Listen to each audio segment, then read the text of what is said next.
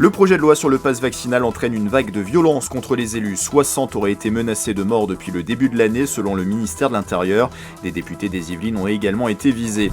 Le masque en extérieur n'est plus obligatoire dans le département. Le tribunal administratif de Versailles a suspendu l'arrêté du préfet des Yvelines, une mesure qui portait une atteinte excessive à la liberté individuelle, a jugé l'instance. Grève inédite pour dénoncer le protocole sanitaire dans les écoles. Les syndicats d'enseignants appelaient à débrayer, mouvement soutenu par les chefs d'établissement, les inspecteurs et les parents d'élèves. 300 personnes ont manifesté devant la préfecture à Versailles. Près d'un enseignant sur deux du premier degré était mobilisé dans l'académie selon le rectorat. De nombreux maires sont également non contents du protocole dans les écoles. 37 édiles des Yvelines ont écrit au Premier ministre Jean Castex pour demander des changements. Ils souhaitent notamment un allègement de la charge de travail pour les directeurs et enseignants et aussi la livraison rapide d'autotests et de tests salivaires.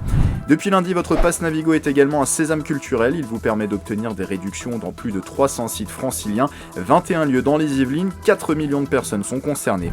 Et puis l'Yvelinois Jean-Pierre Garcin a conclu son 23e Dakar. Il était le copilote de Lionel Beau sur PH Racing. Le duo termine à la 31e place du classement des autos, dominé par le Qatarien Nasser Al-Attiyah.